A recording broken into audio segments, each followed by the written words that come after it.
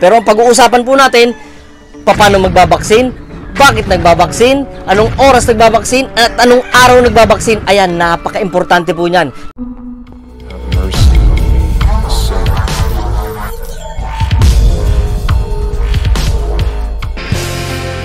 Magandang araw sa ating lahat mga kasabong. Ayun, nandito tayo ngayon sa episode 29 ng ating Sabong Pinas YouTube channel. Ayan, mahaba-haba na yung journey ng ating Sabong Pinas. 2 minuto dapat, 5 horado, pakinggan natin The Flip Top Festival, unang parang. At syempre, nagpapasalamat ako sa lahat ng subscribers. At kung hindi ka pa nakapag-subscribe, mag-subscribe ka na. At syempre, huwag mo kalimutan na pindutin ang hit the bell button para maging updated ka sa lahat ng mga magiging videos natin. Ayan, para ako nagra-rap mga kasabong. So yun mga kasabong, yung shoutout po natin, basta na lang po siya magpa-pop up sa kalagitnaan ng pag-uusap natin sa bawat content. So yun, dadako na po tayo sa ating pag-uusapan. Mga kasabong, ang pag-uusapan po natin is about vaccination. Diba? Lahat po tayo familiar na po dyan. Pero ang pag-uusapan po natin, paano magbabaksin, bakit nagbabaksin, anong oras nagbabaksin, at anong araw nagbabaksin. Ayan, napaka-importante po niyan. Kaya lahat po at halos lahat sa ating mga kapatid na backyard breeders ay ligaw sa sistema. Kaya dapat tapusin mo tong vlog na to para mas makatulong sa iyong buhay pagmamanok. At syempre mga kasabong, hindi po magtuturo syempre ang inyong host nang hindi presentable yung dating. Ang kailangan meron tayong add-ons. So gawin na natin.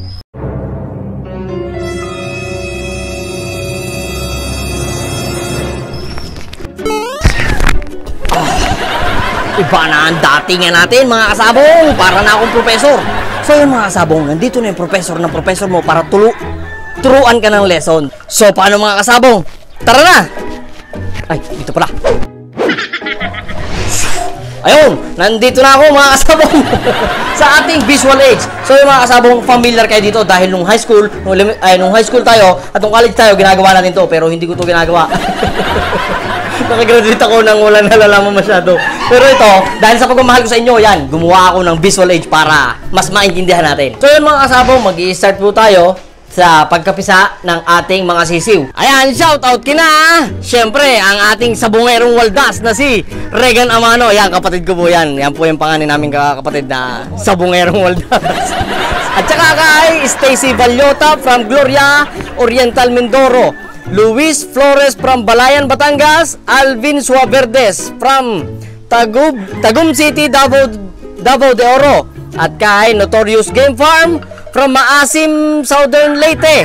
At yan, malalayo na ang ating naabot, oh.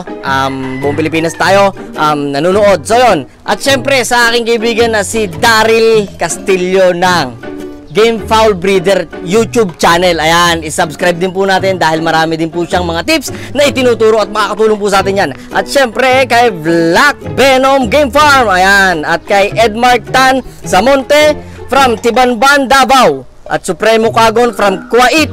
Yan, body ko yan. At syempre kay Elmer Untal na pag nanonood daw siya ng Sabong Pinas, hindi daw po niya ini-skip yung ads. Kaya tumutulong daw po siya sa akin. Maraming salamat po sa inyo lahat. So back to you guys. So yung day old po, hindi po kami dyan nagbabaksin. So mag-start po tayo ng day 3. Ibig sabihin is 3 days old. Meron po sa ating ibang mga breeder na day 1, day 2, nagbibigay na po sila. Pero ang pinag-uusapan po dito is yung sa amin. So nasanay po kami ng day 3 which is okay naman. Kaya day 3 po tayo mag-umpisa. So yun mga kasabong, mag-i-start po tayo ng day 1. So yung ibig po sabihin doon is yung araw po mismo nung ating pagbabuo na hindi po siya day old ha. Iba po yung day old po natin is day 3 po ito pero day 1. Start po ng pagbabuo natin, tinatawag po natin day 1 para mas magkaintindihan po tayo. So yun, ang pinabakuna po natin sa day 1, B1B1 plus IB. Ano ba tong B1B1 na to? Ang B1B1 is NCD. So yung NCD, mamaya po natin na-explain. Plus IB. So 2 in 1 na po siya. Yung IB po is yung infectious bronchitis na pinag-usapan po natin nung kamakailan lang. So yun, so paano po ba natin to gamitin? Is through 2 drops sa bibig. Mga sabong, yun po yung para sa amin. So paano po pagka bumili po kayo ng vaccine nyo, kasi magkakaiba po yan. Importante po, nabasahin po natin yung indication na naka-indicate dun po sa bibili natin na vaccine. Dahil mas sundin po natin yung mga yon, dahil mas alam po nila at mas maiintindihan po natin kung mas babasahin po natin yung naka-indicate sa indication nung bibilin po natin na vaccine. At kung hindi naman po natin maintindihan yung nasa likod ng ating vaccine, magpaturo po tayo sa Google. Ganyan din pong ginagawa ko. Hindi rin po ako masyado magaling sa English. Pero ang ginagawa ko po is sinatsaga ko po. Dahil mahal ko pagmamanok ay gawin po natin. So, anong oras po ba dapat tayo magbakuna? Para po sa amin, hapon or gabi. Dahil bawasan po natin yung stress level ng ating mga sisiw. Dahil mga kasabong, pag binaksinan po natin yan, for sure, stress po sila. At bago tayo humantong dito sa Day 7, be mindful mga kasabong sa pagtatapon ng ating ginagamit na B1, B1 plus IB dahil ito po ay live. Kailangan po na mas maganda talaga ibalon natin or sunugin po natin. Para baka kasi siyempre, ang gawin po natin is tapo natin sa kabilang bakod natin, may magmamanok din po doon. Sila naman po maapektuhan, kawawa naman po sila. So yun mga kasabong, dadako na po tayo sa Day 7. Day 7 po ng ating pagbabakuna. Gumboro po ang ginagawa namin dyan. So, paano po gagamitin? 2 drops sa ilong. Siyempre, depende pa rin po sa indication. Diba? Nang nasa likod, meron po kasi nagbibigay sa mata, sa ilong. Pero ang ginagawa po namin, 2 drops sa ilong, magkabila, or pwedeng sabay. Diba? It's up to you na po. So, paano pa rin po? At anong oras pa rin po yun? Gabi or hapon pa rin. Bawasan pa rin po natin yung stress level nila. At syempre, bakit ba na tayo kailangan gumamit ng gumboro? Dahil ito po ay may IBD. Infectious Bursal Disease. Mga kasabong, ito pong gumboro is napaka-importante po na i-prevent natin yung gumboro. Dahil kung mapapansin nyo, pagka yung gumboro ay tumama sa ating mga alaga, ito po is natutuyo yung kanilang katawan. Tapos, makikita po natin, yung paa po nila is namamayat na. Tapos, pag nakita po natin, yung ipot po nila ay naiiwan dun sa puwetan po nila. Kaya masyado pong stressful itong sakit na to. Kaya anong nangyayari po, nagkakahawa-hawa hanggang sa dumako na namamatay na yung ating mga alagang sisiw. So, paano natin mape-prevent? Vaccination po tayo. So, ganun pa rin mga kasabong, live po itong vaccine na binibigay natin. So, kailangan i-dispose pa rin po natin ng maayos. Dumako na po tayo sa Day 14 ng ating vaccination. So, yun po, Lasota. Ayan po, ang Lasota is 2 to 3 drops sa bibig. Kasabong, ang Lasota po ay mas mataas na strain ng B1B1. Parehas po silang prevention ng NCD na kung madalas ay tumatama sa ating alaga na yung tinatawag na peste. Ito pong Lasota ay mas mataas na strain nito pong B1B1. Kaya hindi po natin pwedeng ibigay ito ng Day 1 dahil yun nga po, masyado pa silang bata para sa matapang na strain ng ating prevention kontra sa NCD. Inuulit ko mga kasabong, ang NCD po is Newcastle disease. Familiar po tayo doon at naririnig na po natin yan. Kaya dapat po talaga nating iwasan yan dahil napakahirap at wala pong gamot dyan. Wala pa rin hanggang ngayon. Kaya ano po ang dapat natin gawin? Prevention. So ganun pa rin ang Lasota, live pa rin, dispose pa rin po natin ng maayos. So dadako na po tayo sa Day 21 ng ating vaccination, which is yung fowl pox or yung tinatawag po nating bulutong. Mga kasabong, ang pagbabaksin po nun is sa wing web. Ang wing web po ay yung pinagkakabitan ng ating wing band. Yun po, ang paggamit po nito is parang tinidor siya na isasawsaw mo po. Pagkasawsaw, tusok po dito sa ating wing web. So, meron po tayong 2 types of fowl pox. Dalawang uri ng bulutong. Yung wet and dry. So, yung basa at yung tuyo. Paano nga po ba natin marirecognize yung basa? Yung wet po is internal. So, ang mahirap po dun, hindi po natin masyadong kita eh. Basta na lang po siya maglulukutin, hindi tutuka, mahirapan po tayo, magtataka po tayo. Pero, kumpara dito sa dry, nakikita po natin sa labas, sa palong, sa muka, mas kinakapitan po niya yung walang balahibo eh. Sa paa, meron po yan. Kaya mga kasabong, para po maiwasan po natin yan, prevention. Kailangan po nating mag-vaccine ng fowl pox. So, yung mga kasabong, malinaw po sa atin yung fowl pox, di ba? Yung po, ay live pa din. Kaya kailangan po nating i-dispose pa rin po ng maayos. So yun mga kasabong, ito pong Day 1, Day 7, Day 14 at Day 21, ito po ay live vaccine. So yun po yung sinasabi namin kanina, i-dispose po natin ng maayos yung ating vaccine na yun. So dadako na po tayo sa killed vaccine. So yun mga kasabong, ang killed po is yun na po yung tinuturok po natin. Dahil pag tinurok po natin yan, pwede na po natin yung itabi. Hindi na po natin yan itatapon agad dahil siya po, ang killed po at ang kaibahan po ng killed at ng live, ang live, pagkagamit tapon. Ito pong killed, yan, pwede na po natin yung itabi sa rep natin. So, dadako na po tayo sa Coryza. which is ito po ay 8 weeks old. Pero, depende pa rin po yan sa indication na bibili nyong Coryza vaccine. So, paano ba ito gamitin? Usually, ang ginagawa po namin dyan is IM, which is yung intramuscular. Pag nakakita po tayo sa indication na intramuscular, ibig sabihin po niyan sa pitcho. Ano nga ba yung Coryza? Yung Coryza po mga kasabong is yung bukol po sa mata. Na pagka nakita po natin, yung bukol is pinisa po natin is meron po yung kulay puti. Na pag hindi po natin alam yung sakit na Coryza, ang idadahilan po natin sa ating mga alaga ay may sipon na bumukol na sa mata. Di ba? Hindi po yun ganun. Ibig sabihin po nun, may Coryza po na kailangan nating i-prevent para maiwasan natin yung mga sakit na ito. Kailan po ba at anong oras po binibigay? Ganun pa rin.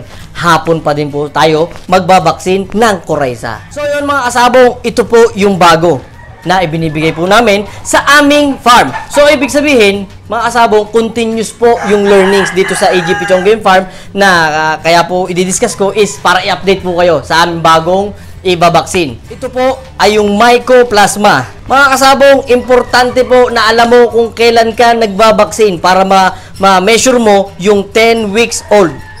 Kailangan po 10 weeks old magbigay ng Mycoplasma. Para saan po ba itong Mycoplasma? Para mas matibay ang respiratory ng ating mga alaga, ng ating mga nasa range. Hindi pa po clear sa akin kung ano po yung kagandahan ng at mas kagandahan nitong Mycoplasma, pero napakaganda po nito dahil ito pong halak, sipon, at yung parang Coryza. Mapapansin natin, mga kasabong, nagbigay tayo ng Coryza, pero yung sintomas ng Mycoplasma ay parang Coryza. Kaya tinamaan po siya ng parang Coryza kasi ala po natin, Coryza na po yung tama ng ating mga alaga. Hindi po natin alam is Mycoplasma na po ito. Kasi same lang po yung looks ng kanilang sakit. May similarity po talaga yung kanilang kanilang sintomas. Kaya minsan naliligaw po tayo. Kaya ako po, nagbigay po ako ng Mycoplasma para po sure dahil mga kasabong, yung iba ko pong buyer, syempre, bakit mahihirapan po silang gamutin, yung halak, yung sipon ng ating mga alaga. Ito po, pag nagbigay po tayo ng Mycoplasma, mas maganda at mas mabilis mapagaling yung ating mga sipon dahil hindi mo naman po natin masasabi na pag nagbigay ka po ng lahat ng vaksina yan ay hindi na po tayo tatamaan. Possible pa rin po na tamaan po tayo. Pero ang mas maganda po dahil dito sa Mycoplasma ay nape-prevent po natin ng mas maganda yung ating mga alaga. Ano po ba ito ibigay? Yung Mycoplasma, ito po ay sub-Q or sa batok. Mga kasabong, hilahin lang po natin yung balat, yung pinakabalat niya dito sa batok po niya, tapos dun po natin i-injekan. And make sure na hindi po siya didikit sa mismong laman. Kaya kailangan po, mga kasabong, may stopper po yung ating gagamitin na pang-inject at marami pong nag-i-inject niyan marami pong nagde-demo niyan sa YouTube. Mga kasabong, pasensya na po. Hindi ko po muna madedemo dahil alam niyo naman napakahigpit po nitong YouTube. Kaya iwasan po natin yon. Kaya ito po, pinipilit ko na i-explain sa inyo. At syempre, i-research din po natin kung paano po yung sub-Q. At ganun po yung paggamit ng Mycoplasma. So, yung pa rin po ay killed vaccine. So, pagkatapos po natin gamitin, pwede po natin siyang itabi sa ating ref. Mga kasabong, ito po yung aming proseso or procedure ng aming pagbabaksin. Ito po ay inuulit ko, hindi po porkit tayo ay nagbaksin, ay hindi na po tayo tatamaan ng sakit. Pero nape-prevent po yung ating mga pagpasok ng sakit sa ating mga manok. And lastly, syempre, hindi pa pala last, yung proper keeping of vaccine. So yun mga kasabong, pag bumili po tayo, syempre, hindi po naman po natin agad-agad magagamit, iiwan po natin or itabi po natin sa rep. Dahil pagka po napupunta siya sa mainit na lugar, baka po masira yung binili natin, sayang po naman. Lastly mga kasabong, nagbabaksin nga po tayo, hindi po tayo nagdi-disinfect, mag-disinfect po tayo. Dahil tayo po ay nagpe-prevent ng sakit, tapos nag-aalaga naman po tayo ng bakterya sa ating surroundings ng mga alaga natin. At syempre, dun sa mismong lokasyon natin, dapat malinis talaga para hindi po makalapit yung mga sakit na pine-prevent po natin. So yun mga kasabong, yun po yung proseso namin ng kung paano magbaksin, bakit nagbabaksin, anong oras nagbabaksin, at anong araw nagbabaksin. Mga kasabong, ito po ay importante dahil pagka po sinabing vaccination day, dapat vaccination day po. Wala po dapat palipas na, ay bukas na lang kasi nakakatamad. Hindi po pwedeng ganun mga kasabong. Ialay po natin yung oras natin syempre sa ating mahal na alaga. Syempre, dapat ganun. Ganun yung thinking natin mga kasabong. So yun mga kasabong, sana po nakatulong yung aking pagdidiscuss dito at madilim na po tapos burnout pa. So yun mga kasabong, maraming salamat po sa lahat ng sumusuporta at keep sharing and like and keep watching po dito sa aming YouTube channel. Maraming salamat po at kita-kits sa next episode ng Sabong Pinas!